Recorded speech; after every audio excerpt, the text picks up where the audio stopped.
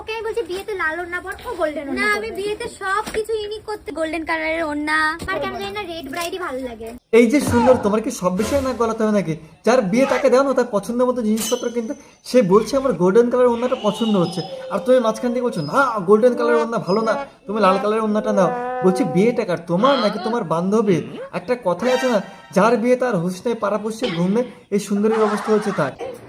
কান্নাকাটি কেন? ভালোবাসার মানুষ, তোর বিয়ে হচ্ছে মাত্র 5 মিনিট, এখান থেকে 2 কিলোমিটার, তুই ভাবতে হবে না কাটাকাটি আছে। আজ বাদে কাল মেয়েটার বিয়ে, বাপের বাড়ি ছেড়ে শ্বশুর বাড়ি যাবে, সে মন খুলে কান্না করছে। মাঝখান থেকে সুন্দরী বলছে হ্যাঁ 5 মিনিটের রাস্তা এখান থেকে এইটুকু, তার জন্য আবার কান্না করতে হয়, সে এটা সেটা, মানে সব বিষয়ে তার নাক গলাতে হবে। এই সুন্দরী এত বড় ভাষণ মারছে, সুন্দরী কি করছে তাহলে দেখো। কি হয়েছে?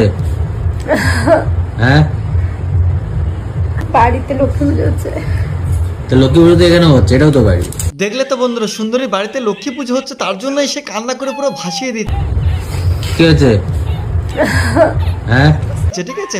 আর এই মেয়েটা বাপের বাড়ি ছেড়ে শ্বশুর বাড়ি যাবে, ঠিক আছে, তার মনের মধ্যে যত কষ্ট সে বের করতে দেবে না, তোর মনের মধ্যে চেপে ধরে রাখ, ঠিক আছে। 2 কিলোমিটার রাস্তায় ভাষণ দিচ্ছে। হ্যাঁ, আমি আর কিছু বলবো না, তোমাদের যদি কোনো কিছু বলার থাকে অবশ্যই কমেন্ট বক্সে এসে বলে যাবে।